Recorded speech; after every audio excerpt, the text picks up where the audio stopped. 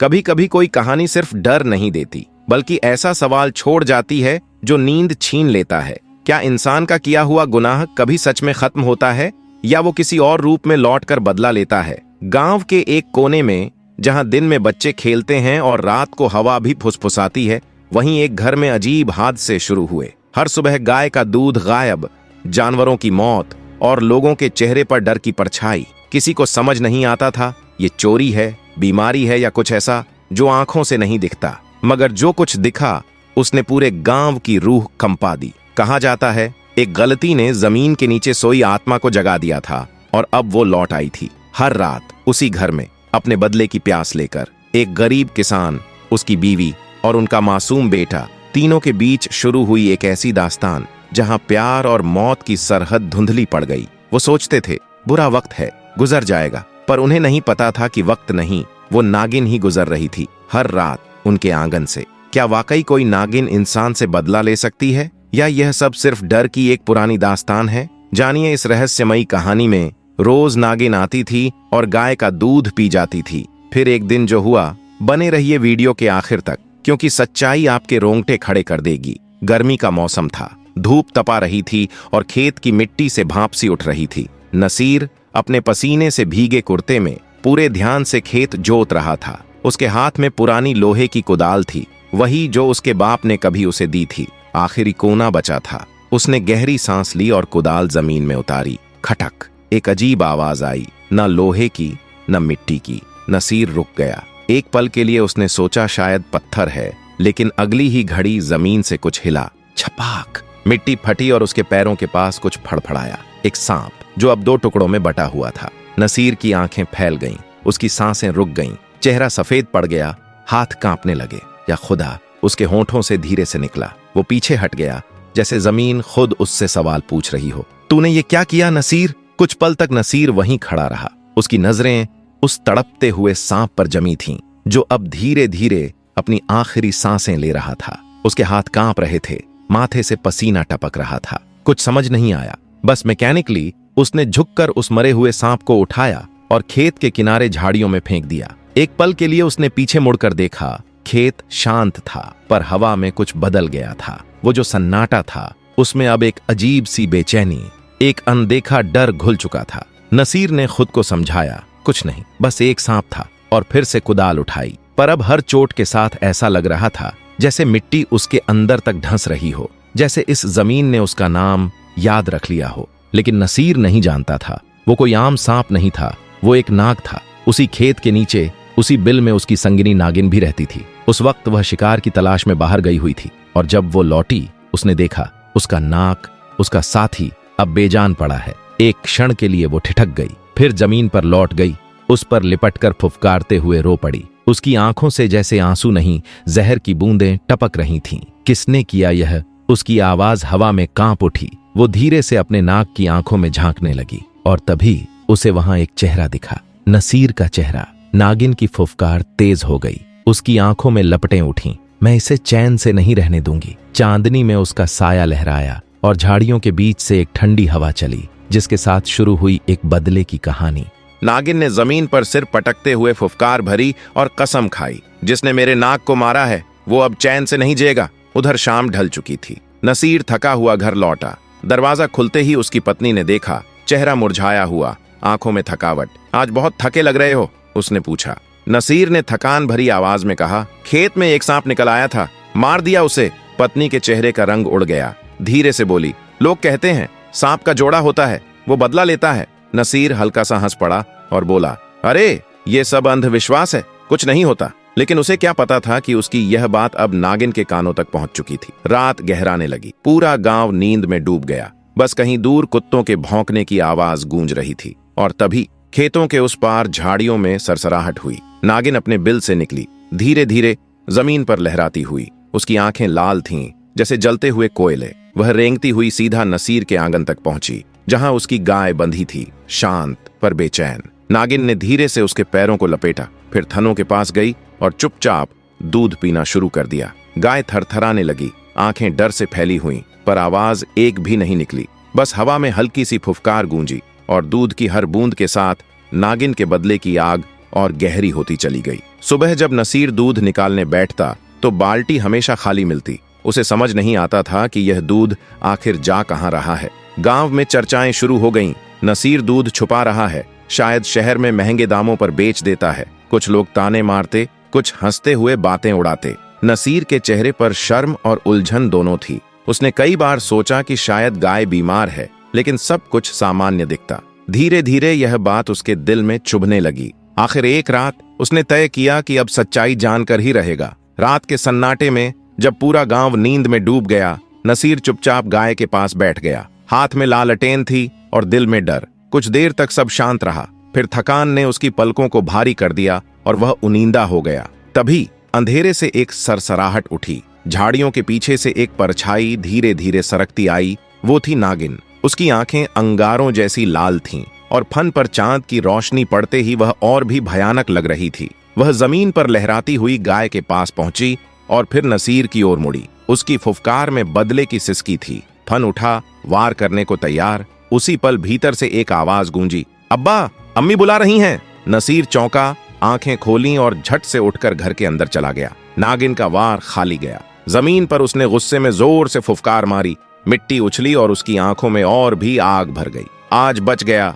वो बुदबुदाई, झर टपकाते हुए। लेकिन ज्यादा दिन नहीं। अगले दिन सुबह जब नसीर खेत जोत रहा था, उसने पीछे से वही आवाज फिर सुनी, सरसराहट की, धीरे धीरे, जैसे कोई चीज उसके बहुत पास आ रही हो। पल भर में एक सन्नाटा छा गया और उसके पीछे वही नागिन पटाखे भरकर उभर आई। फन फैलाया और दंश देने ही वाली थी। तभी पास के पेड़ के नीचे से कुत्ते ने जोर से भौंकना शुरू कर दिया। कुत्ते की आवाज ने माहौल को तोड़ दिया। नागिन झट से झाड़ियों में छुप गई। एक बार फिर नसीर की जान बच गई। यह सिलसिला रोज दोहरने लगा। हर बार नसीर की जान बच जाती और उसे पता भी नहीं चलता कि मौत कितनी नजदीक थी। पर नागिन को हर बार नागिन दूध पीकर अस्थाई सुकून ही पाती। लेकिन उसका गुस्सा कम नहीं हुआ, बल्कि दिन ब दिन बढ़ता गया।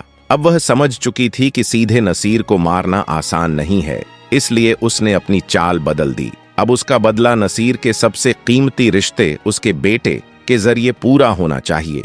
एक दफा बाजार की भीड़ भाड़ में नसीर का बेटा जुबैर अपनी खरीदारी कर रहा था कि उसकी नजर एक अजनबी लड़की पर पड़ी। वह लम्हा अचानक थम सा गया। लड़की हल्की मुस्कान लिए खड़ी थी, चेहरा पानी सा साफ और कुछ बातों में अनकही कविता जैसी। कौन है यह? जुबैर ने अपने दिल से ही पूछा।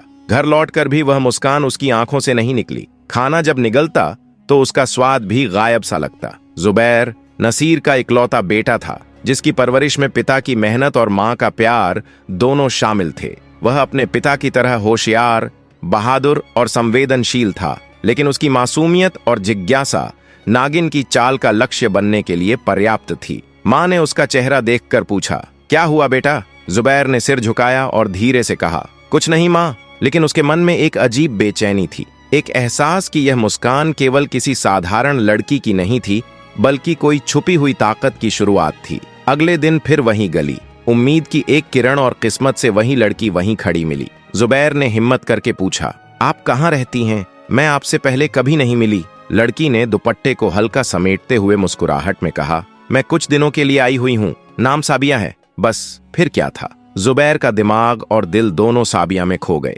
दूसरी तरफ नागिन अपने बिल में बैठकर ठहाका मार रही थी। उसकी आंखों में अब लालिमा और तेज बढ़ चुका था। नसीर तो बच गया, लेकिन अब उसकी चिंता का केंद्र जुबैर था, उसका बेटा, जो नागिन की चाल में फंसने वाला था। तीसरी मुलाकात के बाद जुबैर ने अपनी दबी हुई भावनाओं को उस लड़की के सामने व्यक्त कर दिया और दोनों धीरे धीरे एक दूसरे के करीब आने लगे। घर लौटते ही उसने अपनी मां से आवाज में जज्बात लहराते हुए कहा, मैं निकाह करना चाहता हूँ। मां ने सावधानी और चिंता के मिश्रित स्वर में पूछा, किससे? उसका खानदान कैसा है?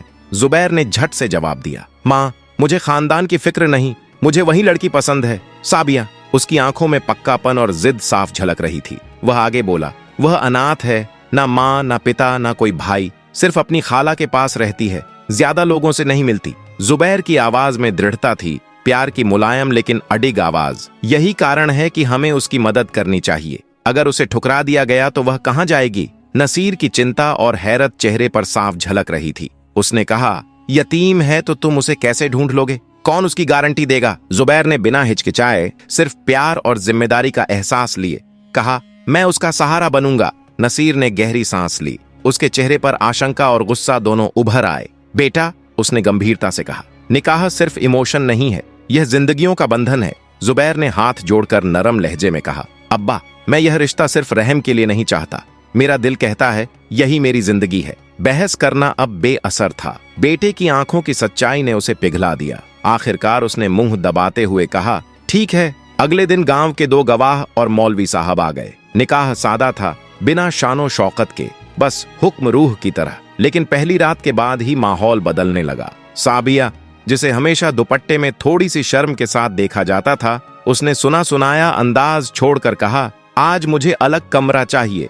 जुबैर प्यार से राजी हो गया। उसने दुल्हन के कमरे को सजाया, चिराग जलाए और दरवाजा बंद कर दिया। रात गुजरी और जुबैर नई मोहब्बत के नशे में जल्दी सो गया, मगर नसीर की नींद हराम थी। आधी रात की खामोशी में साबिया धीरे धीरे बिस्तर से उठी। उसकी आंखों में कोई अजीब सी चमक थी। उसने सहेज कर दरवाजा खोला और सीधा नसीर की तरफ चल पड़ी। नसीर के कमरे के पास पहुंचकर उसने बड़े नजदीक से उसे देखा, फिर बेहसासी नजर से उसका हाथ पकड़ा और जैसे कोई मीठा चूस रहा हो। धीरे धीरे उसने नसीर के खून से ताकत खींचनी शुरू कर दी। मुस्कुराकर उसने कहा, नसीर, अब रोज रोज थोड़ा थोड़ा जहर तेरे अंदर उतरेगा। लोग कहेंगे उम्र का असर है, पर असल में यह मेरी मोहब्बत भरी सजा है। सुबह नसीर ने उठकर अपनी बदली हुई कमजोरी महसूस की। सर घूमना, बदन भारी, चलने में तकलीफ। उसने खुद से कहा, शायद बस नींद पूरी नहीं हुई। लेकिन यह सिर्फ पहला जख्म था।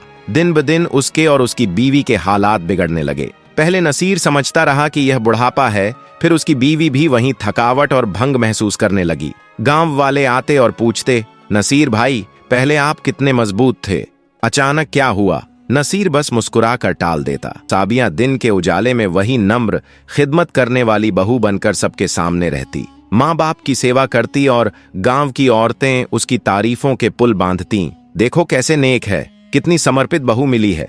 लेकिन रात होते ही वह मुखौटा उतर जाता। साबिया फिर उस रूहानी परछाई में बदल जाती। कमरे में चुपके से दाखिल होकर थोड़ी खून चूस लेती और फिर हंसते हुए कहती, तूने मेरा नाग मारा था, अब मैं तेरा और तेरी बीवी का कतरा कतरा कर दूंगी। उसकी आवाज में घृणा थी, पर शब्दों में अजीब सुकून। फिर वह जुबैर के कमरे में लौट आती। दिन में एक कोमल दुपट्टे वाली दुल्हन की तरह सारे काम करती और साथ ही नसीर और उसकी बीवी पर धीरे धीरे असर डालती। पहले वे थोड़ा थकते, फिर बिस्तर पर ज्यादा समय बिताने लगे। परिवार में किसी को इसका कारण समझ में नहीं आता और तभी घर में एक अनजानी बदबू फैलने लगी। पहले गाय का दूध अचानक गायब हो गया, फिर एक एक करके जानवर बीमार पड़ने लगे। कभी बकरी मृत मिली, कभी बछड़ा जमीन पर गिरा पड़ा। कुछ गाय गंभीर रूप से जख्मी थीं। आंगन में जानवरों की लाशों का सिलसिला लगातार बढ़ता गया। लोग मुंह में छुप छुप कर बातें करने लगे। पहले यह परिवार खुशहाल था, अब क्या कुदरत बदल गई। धीरे धीरे दोनों माता पिता के चेहरे पर बुढ़ापे के निशान उभरने लगे। बाल सफेद, आंखों के नीचे गहरे घेरे, शरीर में निरंतर कमजोरी। गुजरते हुए पड़ोसी उन्हीं लफ्जों में चुपके चुपके टिप्पणी करते, यह घर तो बर्बाद हो गया जब से नई बहू आई है। जुबैर को यह बातें सुनकर चुभन हुई। दिल कुछ कहता था और दिमाग कुछ और मानना चाहता था, क्योंकि उसकी पत्नी साबिया दिन में बड़े प्यार से सेवा करती थी। कौन मान सकता था कि वही स्नेह किसी की तबाही का कारण हो। एक दिन जुबैर अकेले बैठा सोच में डूबा हुआ था। तब उसका दोस्त आया और सीधे कहा, जुबैर भाई, मुझे बुरा मत मानो, पर लोग जो कह रहे हैं उसे अनदेखा मत करना। अगर तुमने अभी ध्यान नहीं दिया तो हालात और बिगड़ेंगे। किसी बुजुर्ग या ज्ञानी के पास जाओ, वे सच्चाई बता सकते हैं। जुबैर ने थोड़ा झिझकते हुए पूछा, कौन, किसके पास? दोस्त ने धीरे से बताया, पड़ोस वाले गांव में एक बुजुर्ग हैं, अल्लाह वाले कहे जाते हैं। बहुत लोग उनकी वजह से मुसीबतें सुलझा कर आए हैं। अगर कुछ असामान्य है तो वही बताएंगे। अगले दिन जुबैर जरा सा घबराया हुआ उन बुजुर्ग के कच्चे मकान पर पहुंचा। दरवाजा खोला तो कुरान की तिलावत की धीमी आवाज अंदर से आ रही थी। जुबैर ने सलामी दी और बैठे बैठे अपना हाल बताया। सब कुछ जैसा का तैसा। उसने कहा, मेरे माता पिता कमजोर हो रहे हैं, जानवर मर रहे हैं, घर में चैन नहीं, पर मेरी बीवी दिन भर सेवा करती है, वह तो फरिश्ता लगती है। फिर यह सब क्यों हो रहा है? बुजुर्ग ने कुछ देर आंखें बंद कर तिलावत सुनी, फिर गंभीर होकर बोले, बेटा, यह कोई साधारण बीमारी या बदनसीबी नहीं है। बेटा, तुम्हारी बीवी की हालत साधारण नहीं लगती। जो तुम बता रहे हो उससे लगता है कि यह किसी छाया या बाहरी ताकत की वजह से हो रहा है।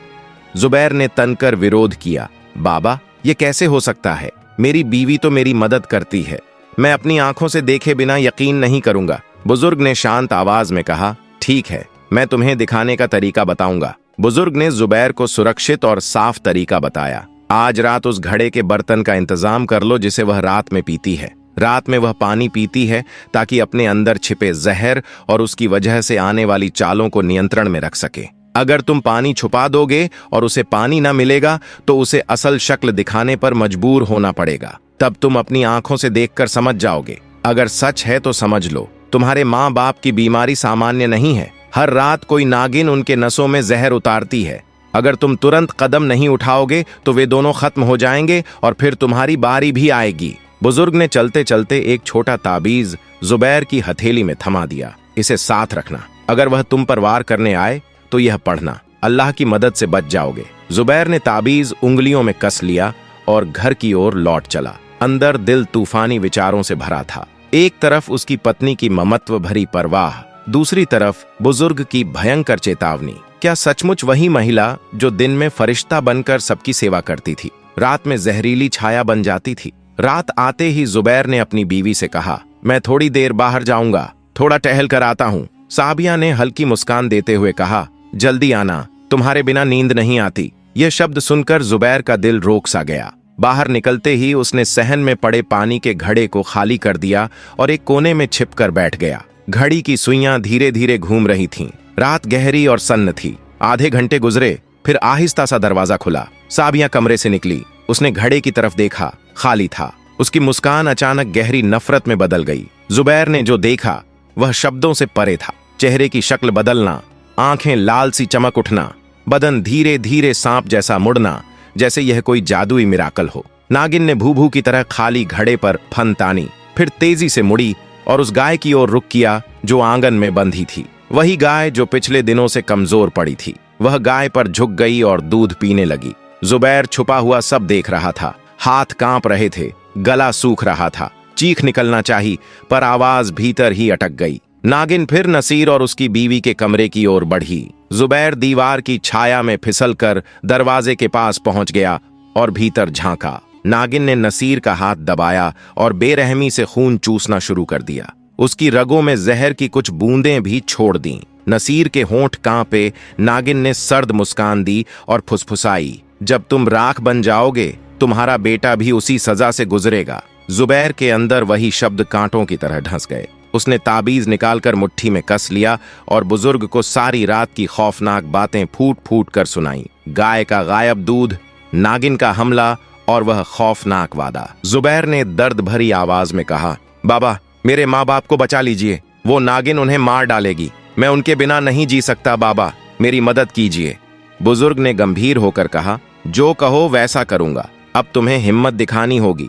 बुजुर्ग की आंखों में गंभीरता थी। उसने जुबैर को ताबीज, काले मिट्टी के थैले और थोड़ी सी नमक दी। आज रात फैसला होगा। ताबीज गले में डालकर जुबैर भागा। दुआ कर रहा था, पर जब उसने कमरे का दरवाजा खोला तो हैरानी से चीख निकल गई। माँ बेसुध जमीन पर पड़ी थी और उसकी गर्दन पर एक चमकदार ठंडा सांप लिपटा था। अम्मा लोहे का सिला फेंककर उसे छुड़ाने की कोशिश करती है, मगर नागिन और कसकर लिपट जाती है। कोने में बैठा नसीर हकलाते हुए बोलता है कि उसने नागिन का जोड़ा मारा था तो अब बदला ले रही है। जुबैर ताबीज मुट्ठी में कसकर बुजुर्ग के बताए मंत्र पढ़ने लगता है।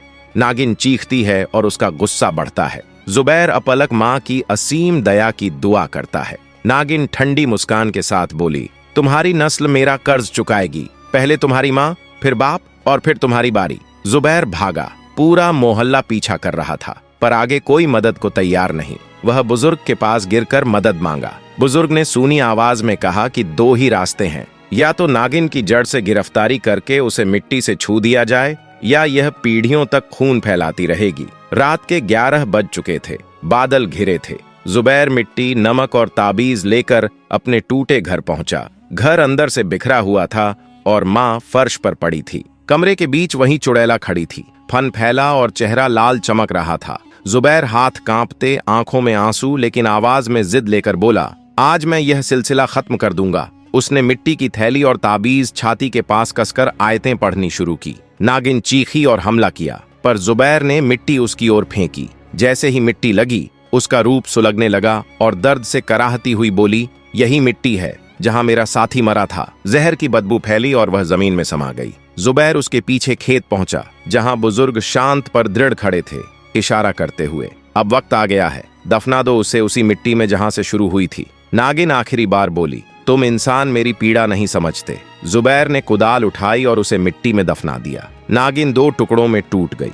बिजली चमकी और सन्नाटा छा गया। बुजुर्ग बोले, चक्र टूट गया, तुम्हारे वंश से उसकी परछाई मिट जाएगी। जुबैर धरती पर बैठकर रो पड़ा। कुछ दिन बाद नसीर भी चल बसा, लेकिन चेहरे पर सुकून था। जुबैर ने घर छोड़ दिया और हर सुबह उसी खेत में कुरान पढ़कर दुआ करता। लोग कहते थे, वही मिट्टी अब शिफा बन गई थी। अगर आपको यह वीडियो पसंद आया हो तो लाइक जरूर करें, अपने दोस्तों और परिवार के साथ शेयर करें और हमारे चैनल को सब्सक्राइब करना न भूलें। साथ ही बेल आइकॉन दबाना न भूलें, ताकि हमारी हर नई वीडियो आप सबसे पहले देख सकें। अपने विचार और सुझाव नीचे कमेंट्स में जरूर साझा करें। हमें आपकी राय जानकर बहुत खुशी होगी। आपके फीडबैक से हम और बेहतर कंटेंट ला सकेंगे। जय हिंद।